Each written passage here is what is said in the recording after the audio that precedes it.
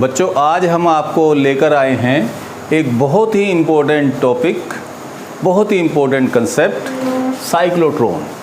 इसे आप इस तरह से मान सकते हैं कि जब एनसीईआरटी हमारे यूपी बोर्ड के पाठ्यक्रम में नहीं थी, अब तो एनसीईआरटी का ही पाठ्यक्रम है सारा, तो मैंने लगातार देखा था कि 2005 से लेकर सीबीएसई बोर्ड में हुआ करता था साइक्लोट्रॉन।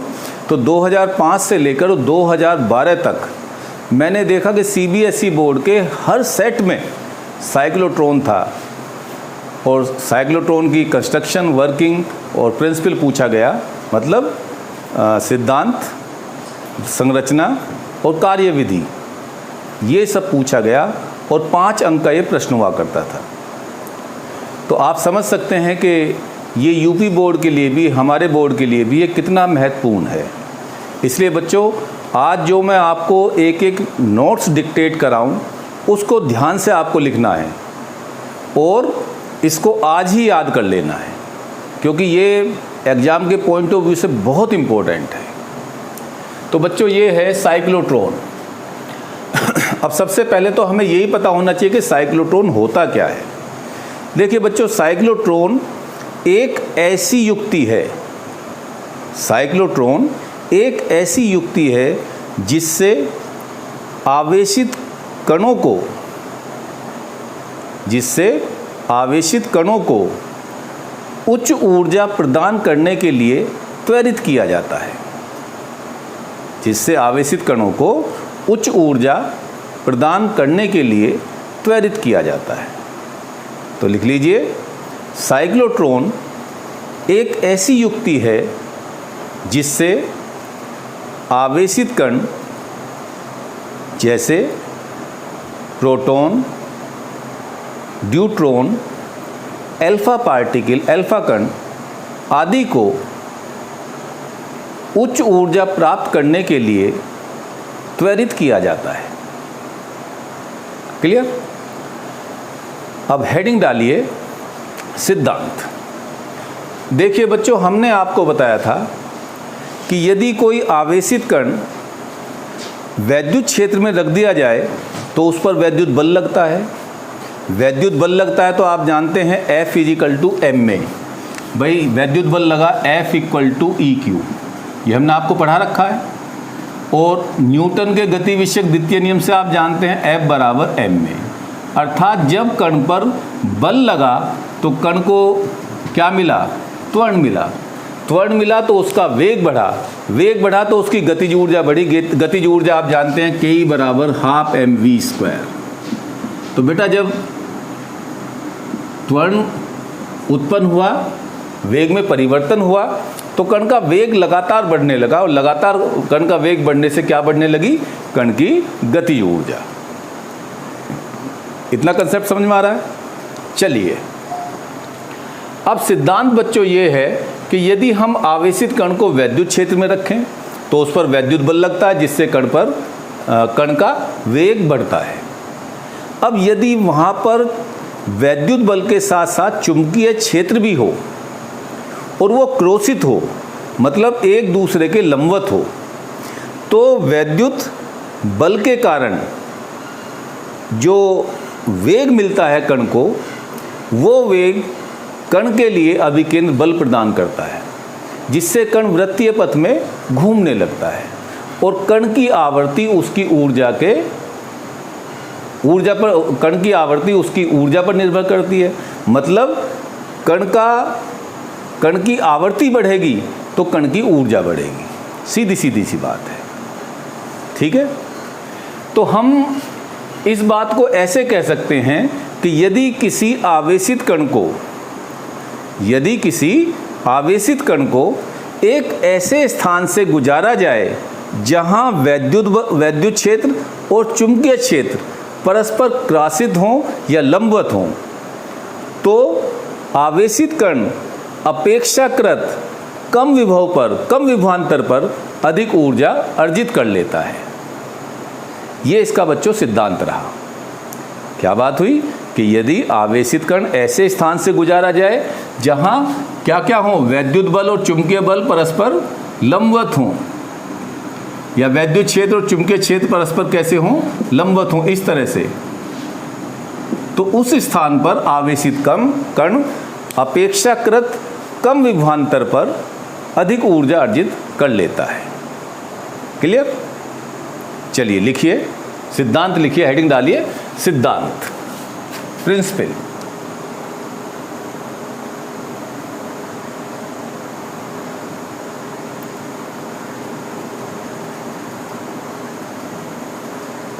प्रिंसिपल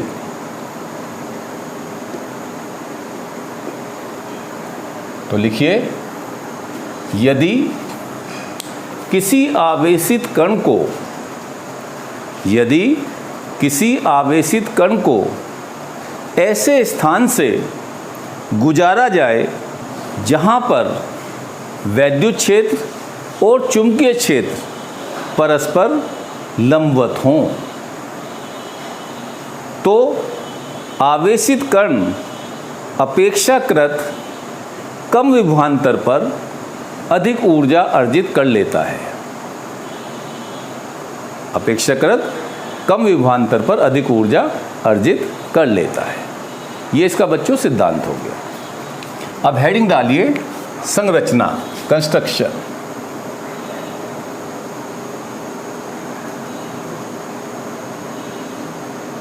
संरचना, कंस्ट्रक्शन।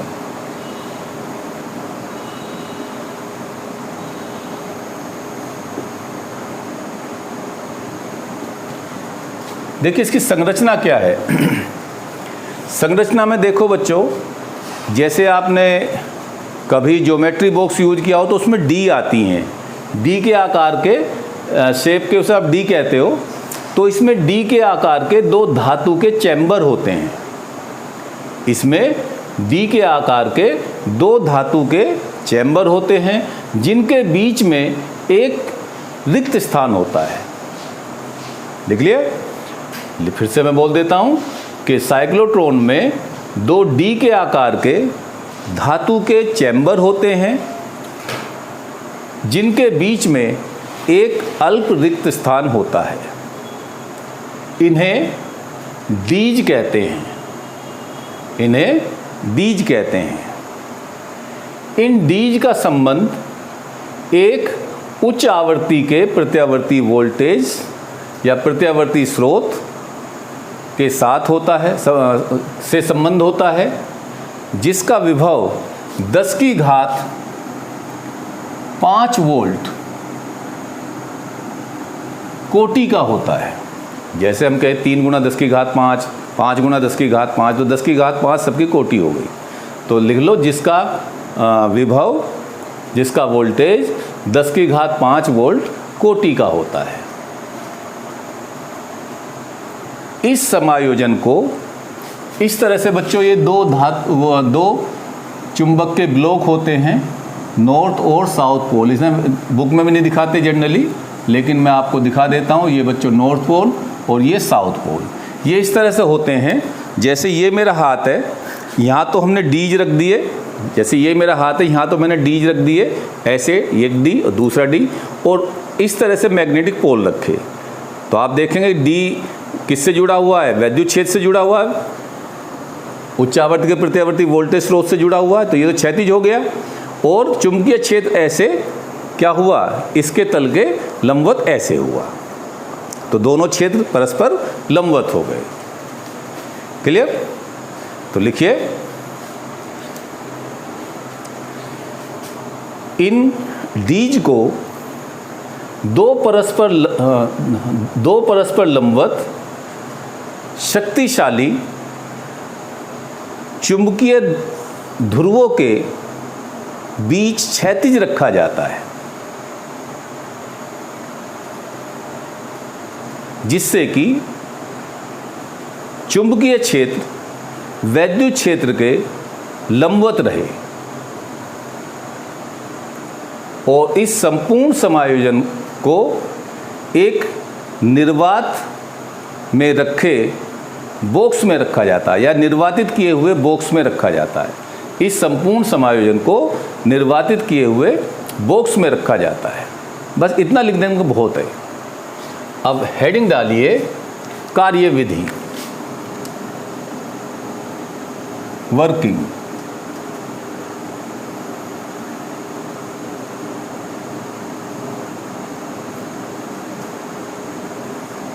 वर्किंग पहले मैं समझा देता हूं आपको। देखिए बच्चों, जिस कण को हमें त्वरित करना है, ऊर्जा प्रदान करनी है, उसको हम इन दोनों डीज के केंद्र पर रखते हैं। और जैसे ही हम उच्च आवृत्ति का प्रत्यावर्ती दोलित या प्रत्यावर्ती वोल्टेज लगाते हैं, वैसे ही आवेशित कण पर वैद्युत बल लगता है। वैसे ही आवेशित कण पर क्या लगता है? वैद्युत बल लगता है। इस वैद्युत बल के कारण आवेशित कण उस डीज की ओर आकर्षित होता है जो विपरीत आवेशित हो। जैसे ये धनावेशित है तो ये ऋणावेशित डीज की ओर आकर्षित होगा। अब देखो प्रत्यावर्ती वोल्टेज बच्चों कैसा होता है? इस तरह का होता है, ऐसे। मतलब जब ये डीज पॉजिटिव पर है तो ये डीज कैसी रहेगी? नेगेटिव पर। और इसकी आवृत्ति चूंकि मेगाहर्ट्ज में होती है प्रत्यावर्ती वोल्टेज की, इसलिए आवृत्ति बदलने से क्या होती है? इन डीज की ध्रुवता भी बदलती रहती है। मतलब यदि आधे चक्र के लिए D1 पॉजिटिव है तो D2 नेगेटिव हुआ, और नेक्स्ट साइकिल के लिए ये D1 पॉजिटिव पर आ जाएगी और D2 नेगेटिव पर आ जाएगी। समझ में आ गया? इस तरह से प्रत्यावर्ती वोल्टेज स्रोत से यह जोड़ा हुआ है। तो बच्चों क्या होगा? इस पर वैद्युत बल लगेगा। वैद्युत बल लगेगा तो आप जानते हैं F = EQ, F बराबर m में, अर्थात कण को वेग प्राप्त होगा। त्वरण के कारण वेग प्राप्त होगा, तो जैसे ही इसे वेग प्राप्त होगा वैसे ही इस पर लॉरेंज बल लगेगा। आप जानते हैं F = QVB sin थीटा। बिल्कुल कंसेप्ट से समझिए। थीटा 90 है, दोनों लंबवत है, चुंबकीय क्षेत्र और वेग दोनों। तो ये लॉरेंज बल इस पर कार्य करेगा। ये लॉरेंज बल इसे अभिकेंद्र बल प्रदान करेगा, जिससे आवेशित कण वृत्तीय पथ पर विक्षेपित होगा। जैसे ही आवेशित कण इस वृत्तीय पथ का एक पूरा चक्कर लगाएगा और फिर से गैप में आएगा, तो इस प्रत्यावर्ती वोल्टेज स्रोत की क्या ध्रुवता बदल जाएगी। मतलब जो मान लो पहले पॉजिटिव पर थी वो नेगेटिव पर आएगी, जो नेगेटिव पर थी वो पहले पॉजिटिव पर आएगी। मैं इसे यहाँ नेगेटिव मान देता हूँ क्योंकि आपको मैंने फिगर में दिखाया ये पॉजिटिव। तो अब उल्टा हो जाएगा, ये नेगेटिव हो गई और ये पॉजिटिव हो गई। तो फिर से इस पर वैद्युत बल लगा गैप में आने पर, और वैद्युत बल के कारण फिर से इसकी चाल बढ़ी क्योंकि त्वरण लगा। चाल बढ़ी तो आप जानते हैं वृत्तीय पथ की त्रिज्या होती है बच्चों चुंबकीय क्षेत्र में, मैंने आपको पढ़ाया था R बराबर mv/qb। तो यदि वेग बढ़ा तो वृत्तीय पथ की त्रिज्या भी बढ़ी। त्रिज्या बढ़ी तो पहले की अपेक्षा अधिक त्रिज्या के वृत्तीय पथ में दूसरी डी में घूमने लगता है, फिर से गैप में आता है, फिर से वैद्युत बल लगता है, फिर से इसका वेग बढ़ता है, फिर से वृत्तीय पथ की त्रिज्या बढ़ती है और कण की ऊर्जा बढ़ती है।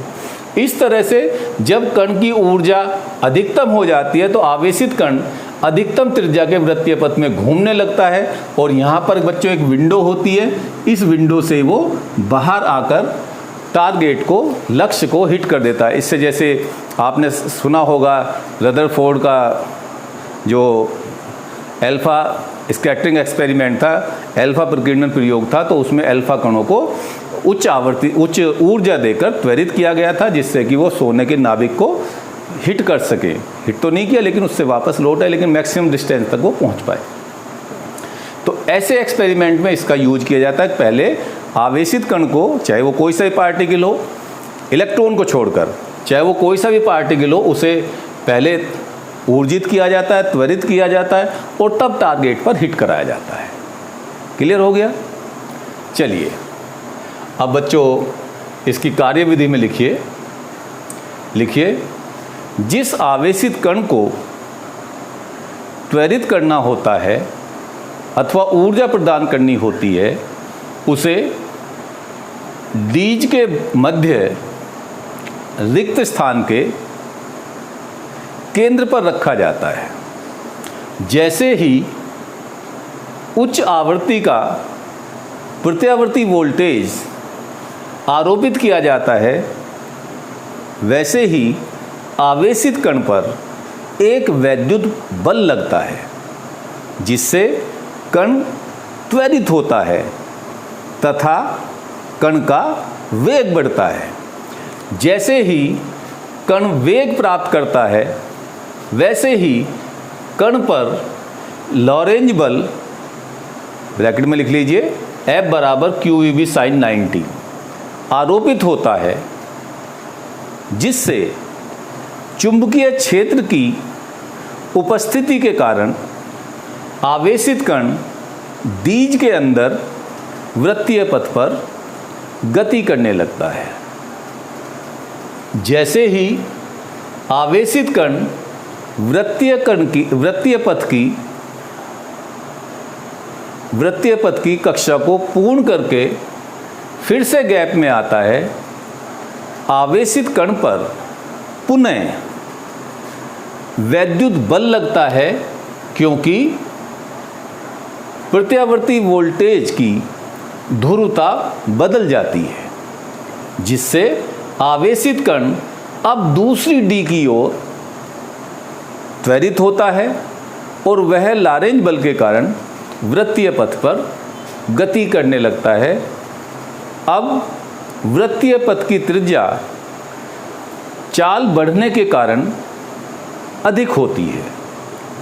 इस प्रकार बार बार वृत्तीय गति के दौरान आवेशित कण की ऊर्जा बढ़ती जाती है, उसका वेग बढ़ता जाता है और दीज में वृत्तीय पथ की त्रिज्या बढ़ती जाती है। जब आवेशित कण अधिकतम ऊर्जा प्राप्त कर लेता है तो वह डीज के अंदर अधिकतम त्रिज्या की वृत्तीय पथ पर गति करता है तथा विक्षेपक प्लेट में लगी विंडो या खिड़की से आवेशित कण बाहर निकल आता है और लक्ष्य को भेद देता है। क्लियर?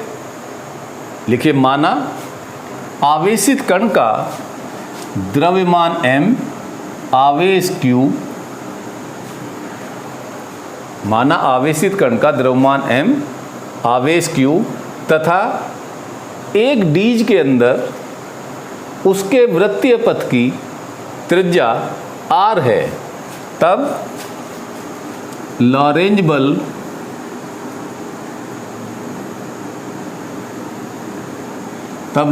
बल बराबर अभिकेंद्र बल, क्योंकि लॉरेंज बल ही अभिकेंद्र बल देता है, तो लॉरेंज बल हो गया बच्चों QVB और अभिकेंद्र बल हो गया mv²/r। तो स्क्वायर से v कैंसिल, तो r बराबर mv/qv,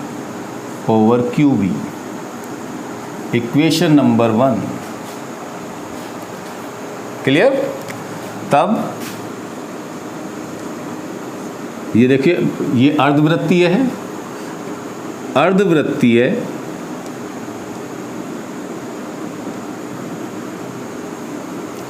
डीज में आवेशित कण द्वारा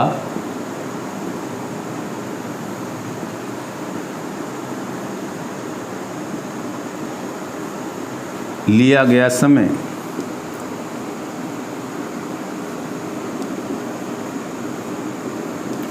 तो बच्चों समय बराबर होता है दूरी बटे चाल, तो t बराबर दूरी होगी पाई r अर्धवृत्त है और चाल हो गई v। अब देखिए r का मान हम समीकरण 1 से रखेंगे।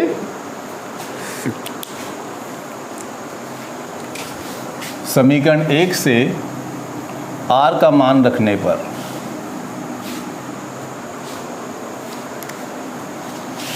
समीकरण 1 से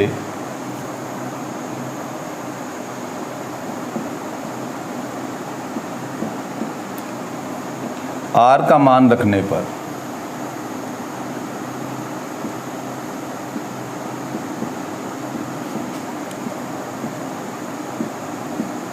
देखिए बच्चों, तो ये आया T बराबर पाई अपॉन V, R की वैल्यू mv ओवर QB। तो V से V कैंसिल, तो T बराबर पाई m ओवर QB। ठीक है। अब यदि हम ये कहें कि भाई एक वृत्तीय पथ में गति करने में कण का आवर्तकाल T है, यदि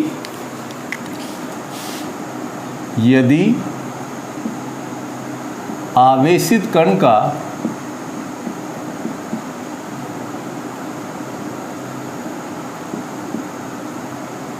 आवर्तकाल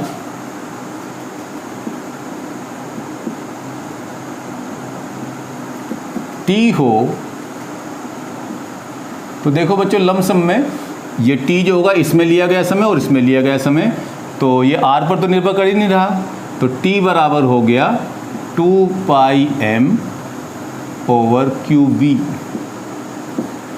तो इससे ये स्पष्ट हो रहा है कि आवेशित कण का जो आवर्तकाल है ना तो वो पथ की त्रिज्या पर निर्भर कर रहा और ना ही कण के वेग पर निर्भर कर रहा। क्लियर। अब यदि हम ये कहें कि इस साइक्लोट्रॉन के जो मैक्सिमम रेडियस है वो r मैक्स हो और यहाँ पर वेग कण का v मैक्स हो, तो यदि आवेशित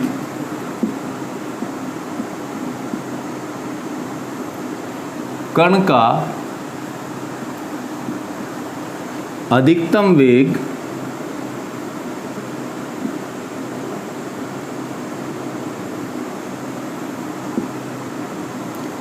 Vmax तथा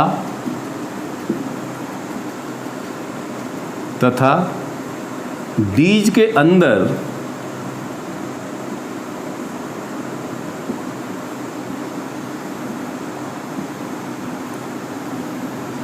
अधिकतम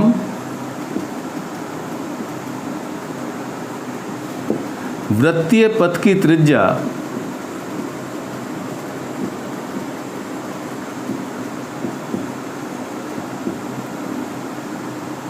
R हो, यह याद रखना, इसे साइक्लोट्रॉन त्रिज्या भी कहते हैं। क्या कहते हैं इसे? साइक्लोट्रॉन त्रिज्या, अलग से लिख लेना कहीं को। तब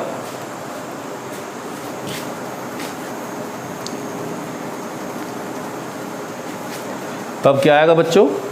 देखिए, तब आप ये कहेंगे कि R equal to m v maximum, m तो मैक्सिमम हो ही नहीं सकता, m तो उतना ही रहेगा, अपॉन क्यू बी। v बढ़ेगा तो r बढ़ेगा, m नहीं बदलेगा, q नहीं बदलेगा, b नहीं बदलेगा। तब कण द्वारा, तब आवेशित कण द्वारा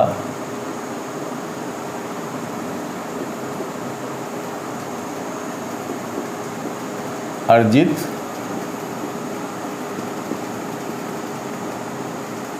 अधिकतम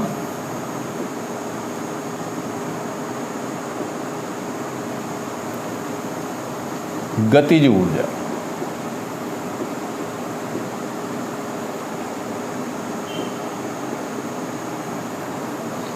Ke max बराबर हाफ m वेलोसिटी मैक्सिमम का स्क्वायर। अब v मैक्सिमम का यहाँ से मान निकालिए, तो Ke मैक्सिमम बराबर हाफ m। देखिए बच्चों, v का मान निकालेंगे तो QBR, तो Q square B square R square upon m square. तो स्क्वायर से m कैंसिल, तो Ke मैक्स कितना हो गया? Half Q square B square R square upon m। तो इस तरह से हम आवेशित कण की अधिकतम ऊर्जा ज्ञात कर सकते हैं। क्लियर हो गया आपको? तो ये साइक्लोट्रॉन का सिद्धांत था। अब आता है साइक्लोट्रॉन की सीमाएं। साइक्लोट्रॉन की सीमाएं, तो फर्स्ट लिखिए, देखिए ये क्वेश्चन जब भी आएगा तो एक क्वेश्चन एक नंबर में जुड़ा हुआ साथ साथ आएगा कि साइक्लोट्रॉन के द्वारा इलेक्ट्रॉन को क्यों नहीं त्वरित किया जा सकता। Why electron can not be accelerated by cyclotron. ये हमेशा इसके साथ क्वेश्चन पूछा जाता है, तो आपको इसके लिए भी तैयार रहना है, बल्कि क्वेश्चन के फॉर्म में लिख लीजिए, या चाहे तो इसमें लिख लीजिए नंबर 1 सीमा में लिख लीजिए लिमिट्स, साइक्लोट्रॉन की सीमाएं। नंबर 1, साइक्लोट्रॉन के द्वारा इलेक्ट्रॉन को त्वरित नहीं किया जा सकता। नंबर 1, साइक्लोट्रॉन द्वारा इलेक्ट्रॉन को त्वरित नहीं किया जा सकता है। अब उसका कारण मैं आपको पहले समझा दूं, फिर लिखा देता हूँ। देखिए बच्चों, उसका कारण ये है कि इलेक्ट्रॉन का द्रव्यमान बहुत कम होता है। आप जानते हैं ME मास ऑफ इलेक्ट्रॉन होता है 9.1 10⁻³ kg। बहुत सूक्ष्म द्रव्यमान होने के कारण इलेक्ट्रॉन बहुत अल्प समय में इतनी ऊर्जा प्राप्त कर लेता है कि वह इसकी आवर्ती से आउट ऑफ स्टेप हो जाता है। मतलब आवर्ती बाद में बदलेगी, आवेशित कण यहाँ पहले आ जाता है। तो इसलिए इलेक्ट्रॉन को साइक्लोट्रॉन द्वारा क्या नहीं किया जा सकता, त्वरित नहीं किया जा सकता। तो लिख लो, साइक्लोट्रॉन द्वारा इलेक्ट्रॉन को त्वरित नहीं किया जा सकता क्योंकि बहुत अल्प द्रव्यमान होने के कारण इलेक्ट्रॉन बहुत अल्प समय में बहुत अधिक ऊर्जा अर्जित कर लेता है और वह प्रत्यावर्ती धारा 2 लीटर की आवर्ती से आउट ऑफ स्टेप अलग हो जाता है। इसे आप चाहो तो इंग्लिश में लिख देना, out of step. Out of step का मतलब तो मैंने समझाई दिया आपको कि मतलब ये आवर्ती बाद में, मतलब कि कण पहले आ गया, तो ये सारा गड़बड़ हो जाता है। नंबर 2, देखिए आप जानते हैं आइंस्टीन की समीकरण है कि यदि कण का वेग बढ़ेगा तो उसका द्रव्यमान बढ़ेगा, और वो समीकरण है m = m0। ये गतिक अवस्था में द्रव्यमान, ये विराम अवस्था में द्रव्यमान अपॉन √1 - v²/c²। तो सीधी सी बात है, वेग बढ़ेगा तो कण का द्रव्यमान बढ़ेगा।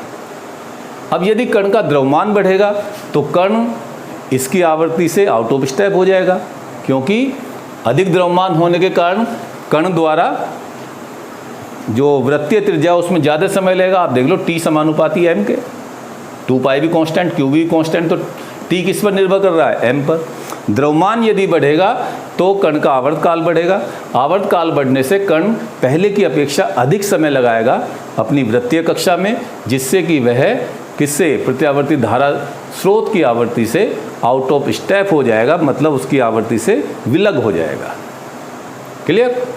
तो ये इसकी सीमाएं थी। आपको समझ में आ गया? तो इनको आप नोट कर लीजिए बहुत अच्छी तरह से, ये बहुत इम्पोर्टेंट टॉपिक है और नेक्स्ट वीडियो में मैं आपको इससे आगे पढ़ाऊंगा। इसको आप बहुत ध्यान से एक एक शब्द क्लियर करिए। यदि कोई डिफ़िकल्टी आती है तो मुझे मैसेज लिख भेजिए। हाँ, कुछ बच्चे जो मेरे बहुत ही प्रिय स्टूडेंट हैं वो ये शिकायत कर रहे थे कि सर आप डेली वीडियो नहीं डाल पाते। तो बेटा बहुत सारी दिक्कतें परेशानी हैं वीडियो डालने में भी, क्योंकि कभी नेट की प्रॉब्लम है, आप जानते ही हैं कि आजकल नेट बहुत दिक्कत कर रहा है, क्योंकि मेट्रो का जो है काफ़ी डिस्टरबेंस है। लेकिन फिर भी मैं कोशिश ये करता हूँ आपके लिए जितना जल्दी हो सके आपको लिए वीडियो प्रोवाइड करूँ। तो मेरा यही प्रयास रहेगा कि इस लॉकडाउन में मैं आपको इस बुक को कंप्लीट कर लूँ। ठीक है? Thank you very much.